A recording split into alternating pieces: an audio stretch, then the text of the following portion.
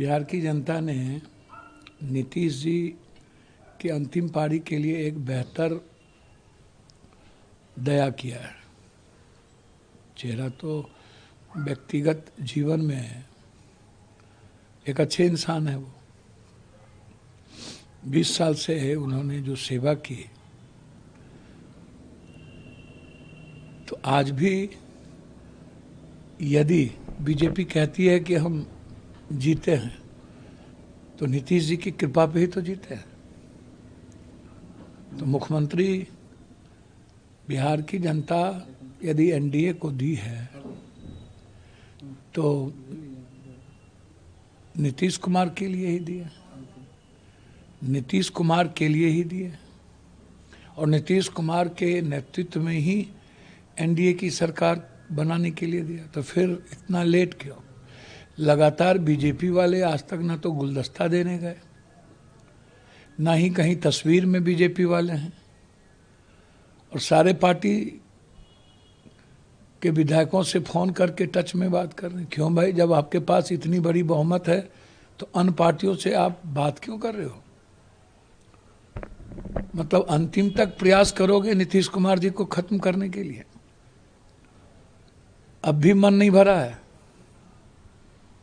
साजिश करके जीते, चोरी करके जीते और ज्ञानेश के दम पर जीते। ज्ञानेश को आज हो कल हो जेल तो जाना ही है, ज्ञानेश नहीं बचेंगे।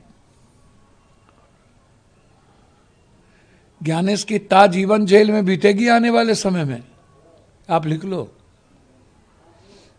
जितनी बड़ी चोरी उसने की है लोकतांत्रिक व्यवस्था के साथ और संवैधानिक दायित्वों के साथ, सब कुछ सामने में है। एसआईआर है, फिर 22 लाख वोटर को जोड़ने का है, फिर जीविका को आप चुनाव आयोग में आपने जिम्मेदारी भी दे दी, उसके अकाउंट में पैसे भी दे दिए, वाह रे वाह। और 6 तारीख को और 22 लाख वोटर को जो जोड़ा वो भी पता नहीं, 14 लाख लगभग फर्जी वोटर।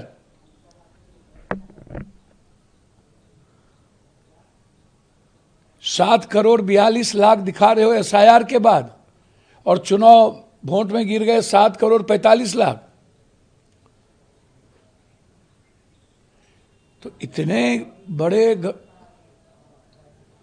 पाप प्रक्रिया के बाद पूरा बिहार में इंडिया गठबंधन को पोस्टल बैलेट पेपर में 80% बढ़त है, और ईवीएम में बढ़त हो गई तुम्हारी। ईवीएम पर कतई भरोसा नहीं किया जा सकता है, बैलेट पर कराओ, नहीं किया जा सकता। आप ईवीएम को लेकर फिर सवाल खड़े कर रहे हैं। मेरा सवाल है, तब भी, आज भी, कल भी रहेगा ईवीएम को लेकर। मैं इस मामले में बहुत क्लियर हूं। जो देश ईवीएम बनाया वही ईवीएम पर भरोसा नहीं किया। जो सबसे लोकतांत्रिक देश है वही भरोसा नहीं किया। तो इसीलिए नीतीश कुमार जी के साथ लगातार धोखा करने का प्रयास बीजेपी के द्वारा हो रहा है। बीजेपी के लिए नीतीश कुमार मजबूरी है, और यह बात नीतीश कुमार जी को और जनता दल यू को समझ लेना चाहिए कि उनका स्वाभाविक घर आज भी जहां गांधी विचारधारा है, जेपी लोहिया कर्पूरी जी की संस्कृति है, वहीं है। नाथूराम गोडसे की विचारधारा और कंप्लीट अंबेडकरवादी संविधान से इतर हिटलर की तरह शासन चलाने वाला बीजेपी और आरएसएस के साथ वो कभी भी स्वाभाविक रूप से नहीं चल सकते। पहले भी डीएनए से लेकर के नीतीश कुमार जी को, सदन की भाषाओं को लेकर मोदी जी ने कई खतरनाक आलोचना कर चुके हैं, और नीतीश कुमार जदयू पसंद नहीं है। यह चुनाव बीजेपी ने अपनी सरकार बनाने के लिए लड़ी थी, नीतीश कुमार जी की सरकार बनाने नहीं। इसलिए नीतीश कुमार जी ने अच्छा निर्णय लिया कि वो इस्तीफा नहीं दिए, ये आप समझिए।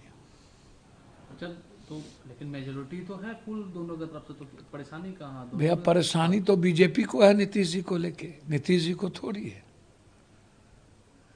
नीतीश जी के लिए तो इधर 41 एमएलए बैठे हुए हैं हमारे इंडिया गठबंधन, कि आप अपने घर में आइए और स्वाभाविक रूप से आप सरकार चलाइए। नीतीश कुमार जी को मजबूरी आज बना भी दे तो बंगाल के चुनाव के बाद ये लोग नहीं चाहेंगे नीतीश कुमार रहे।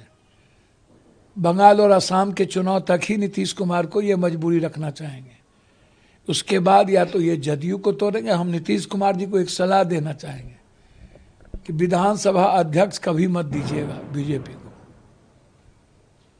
सब कुछ दे दीजिएगा लेकिन विधानसभा अध्यक्ष मत दीजिएगा। ये करबद्ध हाथ जोड़ता हूं नीतीश जी आपसे।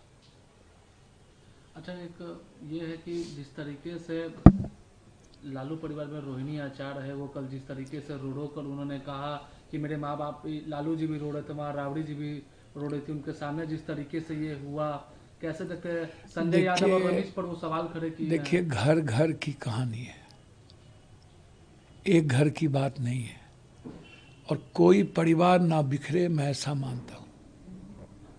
राजनीति में परिवार को नहीं घसटा जा सकता। रोहिणी जी घर की बात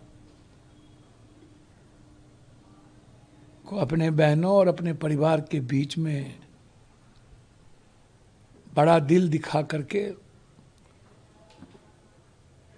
वाह इसको कंप्रोमाइज कर ले तो समाज के लिए भी और लालू यादव के सम्मान के लिए भी अच्छा होगा। मैं मानता हूं कि उस परिवार में जो शिखंडी हैं और जिस तरीके से विभीषण और मान सिंह के तरह जो जयचंद लोग बैठल हैं, तेजस्वी जी को उन जयचंद और मान सिंह को परिवार में दखल नहीं दिलाना चाहिए, और ये तेजस्वी जी की जिम्मेदारी है कि परिवार को कैसे एक किया जाए। परिवार को कभी नहीं टूटने देना चाहिए। विचारों का मतभेद रहता है, पति पत्नी के बीच रहता है, सबके बीच रहता है, लेकिन बिखराव सही नहीं है। और यह घटनाक्रम समाज को प्रभावित किया है। लालू यादव जी के सम्मान के प्रति गरीबों का ऊंचा सम्मान है। यह लालू यादव परिवार का ही मतलब नहीं है। इस तरह से जो लोग लालू यादव का सम्मान और करते हैं वो सारे परिवार और बिहार के उस समाज का पर असर पड़ा है, और जब समाज पर असर पड़ता है तो यह मान लेना चाहिए कि ऐसे जयचंदों को कहीं जगह नहीं मिलेगी। जिनका नाम रोहिणी जी ने लिया है वो पहले भी राजद परिवार में कई तरह के गलत निर्णय उनके द्वारा करवाया गया। पहले भी तेजस्वी जी भी, प्रताप जी भी कई बार इस संदर्भ को चर्चा किए, और ऐसे लोगों को यदि तेजस्वी जी रखते भी हैं तो पॉलिटिकल रखें, परिवार में भागीदार और हिस्सेदार न बनने दें।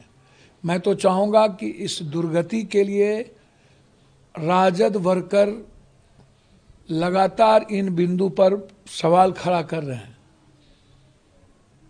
तो वर्कर का सम्मान हो, राजद परिवार का सम्मान हो, और वर्कर और राजद परिवार जिन लोगों के कारण आहत हैं उन्हें अविलंब निकालना चाहिए।